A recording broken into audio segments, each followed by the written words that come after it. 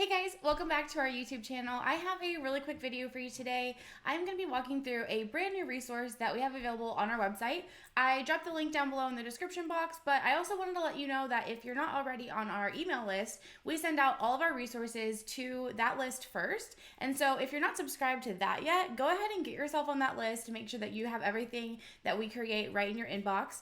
While we're on that topic, I also recommend adding us either to your spam filter or possibly subscribing with your personal email address. A lot of school districts block emails from external domains, and so a lot of our emails are going to spam folders and then you never see our content. And so if you want to make sure that you're receiving it, either add our email address to your filter that'll put it in your inbox if you can, or just go ahead and subscribe with your personal email to make sure that you are receiving all the great resources that we send out. As you guys know, our mission is to provide advisors with the tools they need in order to build a thriving journalism program. And today we're going to go through a resource that is a quick checklist of 5 easy ways that you can improve your yearbook spreads right now.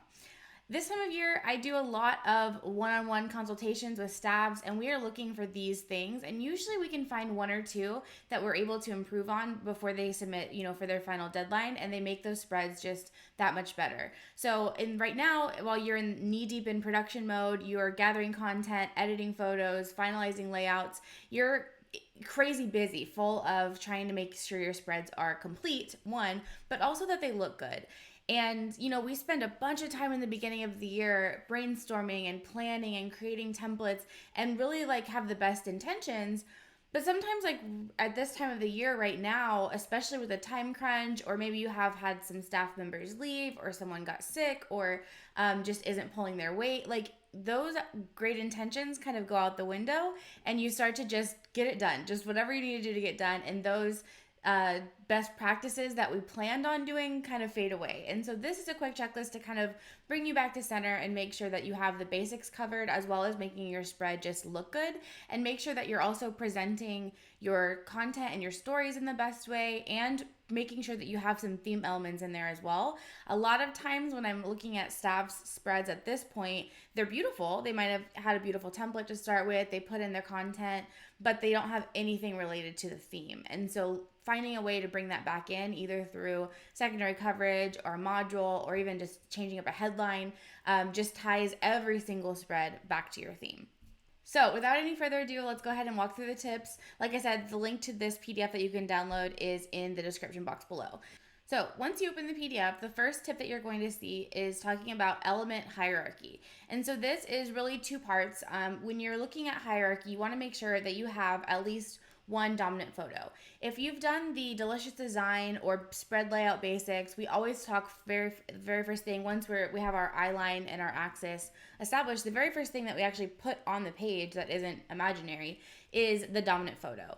It should be 2 to 3 times bigger than everything else on the page. You should be very clearly drawn to it when you open up the spread, and there shouldn't be more than one. Sometimes I have had a staff where they have one big dominant photo and it looks great, but then they also have a almost half size picture on the other side. And even if the spread looks great with those big pictures because they're just good pictures, you lose that flow that the audience is supposed to kind of work through when they look at the page. So that one big element is immediately where the audience is going to go. It should be the best photo, the best story, intentionally put on there because you want the audience to go there first. And so making sure that you have just one, but you definitely have one dominant element is step one. If you're looking at your spread and you have roughly the same size photos throughout the whole thing, or they're all relatively small, take one of them and just blow it up giant. Make it that your dominant element, and then work around the other pictures around it. You might have to sacrifice some photos. We usually say that you want between 7 to 10 photos, sometimes even 5 depending on the content, but you really want to make sure that you have at least one that is bigger than all the rest in order to really draw the reader in right there. And then the second thing, and very related to this, is you want to also have varied photo sizes. So sometimes you might have that one giant spread, that one giant photo, but then all your other ones are more or less the same size, and so there's no second place for your eye to go. You might be drawn to the large one, but then you're kind of lost among all the rest. And so in this diagram, you can see we have lots of small, medium, and large photos, and some of the small photos are within a module, which is fine. But it's varied and it's balanced. You don't have a bunch of large, a bunch of medium, or a bunch of really tiny photos. You want to make sure you have like all three sizes to make sure that it's interesting to look at, and your eye goes to the large and then the medium and then the small, and it kind of works itself around in a comfortable way. Versus a collage, again, not that there's anything wrong with doing your yearbook like a collage, but it is harder for the reader, the viewer, to digest that content, look at your photos, pay attention to them. If they're not brought into the spread in a comfortable way, they're kind of like all over the place and looking at each picture, and it feels more chaotic to the viewer. So that would be my suggestion. If you are like, the spread isn't flowing, go ahead and make one of those photos giant, make it the dominant. Then we have tip 2 and 3 together here, but we have the gutter. So a lot of times when I open a yearbook spread and I'm looking at it and I'm, giving some constructive criticism, a lot of times I see that they've designed the spread in 2 pages instead of one cohesive spread. And that's also something that some yearbooks do on purpose because they don't have, unlimited real estate, and so we have to combine topics into spreads, and so we might have something on the left and something on the right. That's totally fine. I know some schools do that. I know that some content you just have to do like that. But as much as you can, like if you have that as your norm, look for a couple topics that are really big, like at your school. Maybe it's the play, maybe it's a sports team that went to state, maybe it's some club that's really active. Like look for some of those topics that you can dedicate a whole spread to. And if not, like if all your pages are spreads, if all of your content on your ladder are all full spreads, then you want to make sure you have something that goes over the gutter. The gutter is that middle line down the middle of the page, that kind of where the pages come together. And if you're designing the left side and the right side separately, they don't look like that one cohesive unit. And so when you open the book, you never just open one page, right? Like you can't physically. So you want to make sure that the reader, when they open it, they're looking at one cohesive unit, and adding a picture that goes over the gutter, or even some colored elements, a box of color that goes behind a section. There's lots of different ways you can do it, but it's going to make the whole spread just look a lot more cohesive and put together. And then you can kind of build stuff around that as well. Usually it's the dominant photo, but sometimes it's a secondary coverage, depends on your design and your templates. Third tip is we have margins. So there's 2 types of margins on your spread, and this is true for all graphic design actually. Your external margins and your internal margins. It's even true on like Word documents or Google documents. Everything you create is going to have margins.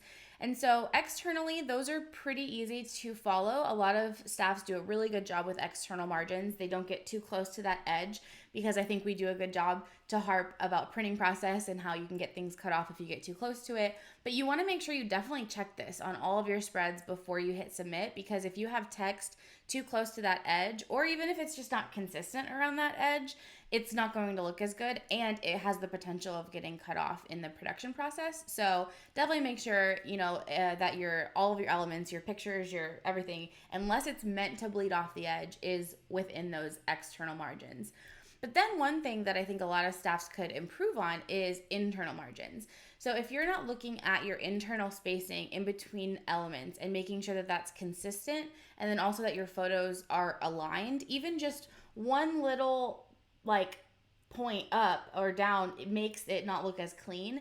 I used to zoom in 800% to my kids' spreads, and they'd be like, why are you so close? Why are you zoomed in? To the point where the picture is completely pixelated. You can't even see what you're looking at because it's so zoomed in, just to make sure that everything was aligned.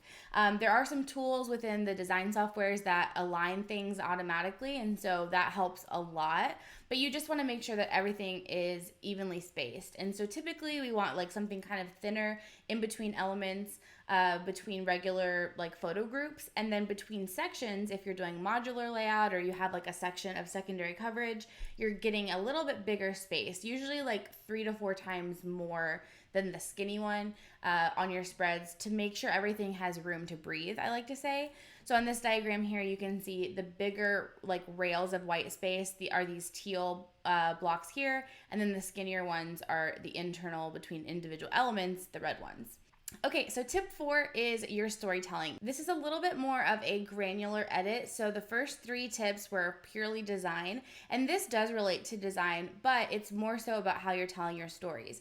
So traditionally, like if you look at traditional yearbooks, almost every single spread had a story. Even if the freshman football team lost every single game, some poor yearbook staffer had to go and write a story about it and get quotes about it. And sorry if you're a freshman, but freshmen are typically hard to get interviews from, so the quotes weren't very good. No one's reading that story, and it was so hard to write, right? So nowadays, we've kind of moved away from that, thank goodness. And sometimes there's a reason to tell a story. If you have a kid who went to the Junior Olympics or overcame something crazy and then was the quarterback and then scored the winning touchdown at the homecoming game. Like, that's a story worth telling. Absolutely take the real estate, take the time, do the work, do a really great interview, showcase that story 100%, like a feature-length story like you'd have in like a school newspaper or, you know, a magazine.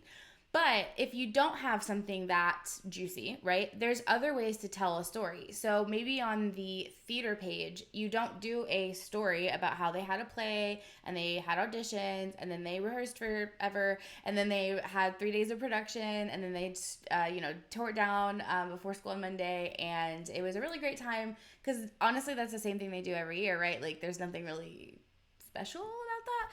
So maybe instead of that, you do like a before, during, and after showcase of people that were really involved in the before, maybe the director and figuring out what play they're going to do and how they're going to do auditions and how they've decided who's going to be the lead and that sort of thing.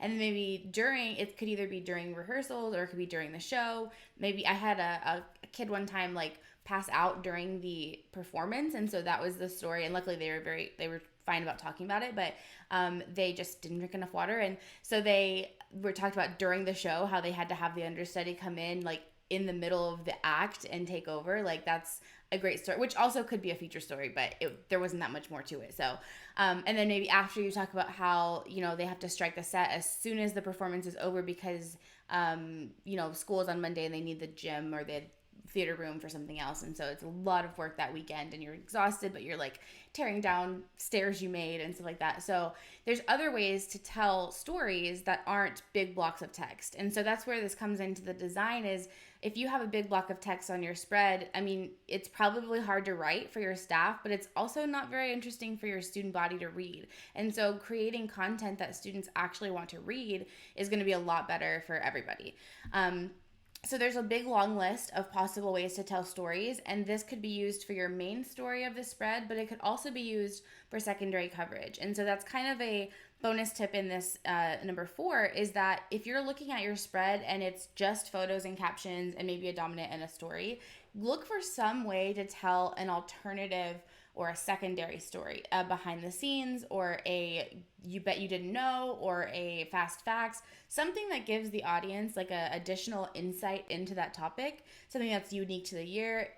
It's bonus points if it's related to the theme, something that just visually breaks up those square boxes of photos with captions, but also gives them something to be looking at the page longer, right? So if their friends aren't in that photo and they're not particularly interested in theater, they might just kind of flip past it. But if there's something that draws them in visually, a chart, a graph, a cutout, is something that like is a little bit different, then they're more likely to like engage with that content. And that's what we want from our student body, is we want them to be looking at the yearbook, enjoying the yearbook, and appreciating all the work you put in, right? So creating content that they want to see is going to make the whole production and the whole program much more popular. So there's a big long list of ideas there, so you can start there, but there's hundreds of things you can do. So I definitely recommend doing some research and seeing what would work with your theme, but this list is a good starting point.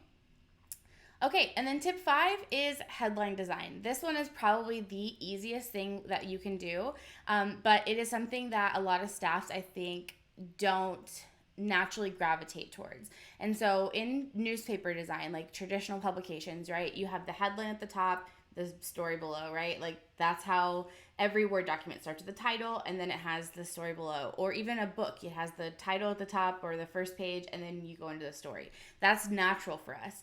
But if you take that headline kind of out of the picture for a second and you think about it as art, or you think about it as part of your theme, or pretend that that headline was your theme and you were putting it on your cover, how would you design it then?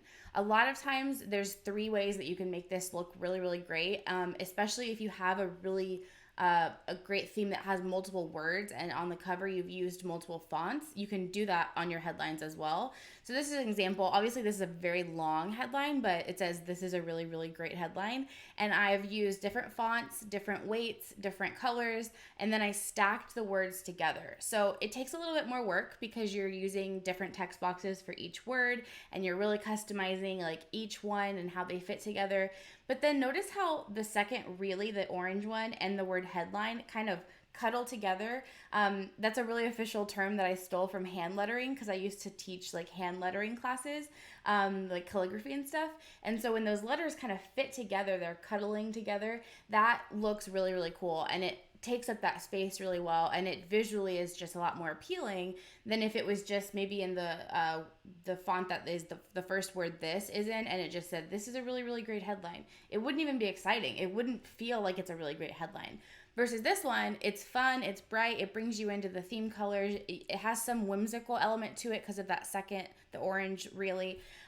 You visually are drawn to it and you're like, okay. But this can sometimes take up, more space, or you don't really have the room for it in your templates because at this point you've already kind of like decided those and you're working with what you've got. That's okay. Find a way to layer it over something. Layer it over the white space in the background maybe. Like maybe there's a reason to break that rule. Layer it over your dominant photo. Maybe it has some sky in the background that you can put words on top of. It can go outside the photo. It starts in the sky and it goes outside into the white space that you already had for the headline. There's lots of ways that you can make this work.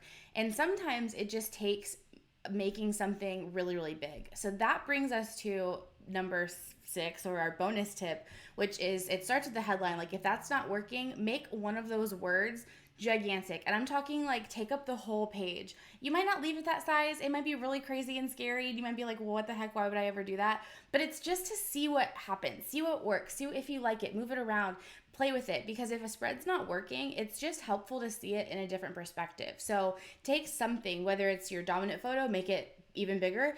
Take your headline, make it even bigger. Take one of your modules, make it jumbo. Find some element to make jumbo sized, and then move content around it. Again, you might not leave it like that. It might not work out. It might be totally ugly, but just taking things out of what you've been looking at for 3 weeks and moving them around and saying like, okay, maybe we just need to shake it up a little bit. Sometimes that can end up being like the best layout, the most like interesting one to look at, or it ends up turning into a showstopper spread because you've reworked the design. And usually if you're feeling that like frustration from I've been looking at this too long, I can't do it anymore, you just need to take a break from it. And that if you can't take a break, physically from just like looking at it constantly and work on something else, take a break by like forcing it and make it look different, and then you're not looking at the same thing, right? All right, so that's it for our 6 tips for improving your yearbook spread. If you guys have any questions, I would love to help. Just drop a comment in the box below, and I will be happy to help with whatever you need. All right, that's it for now. Until next time, bye.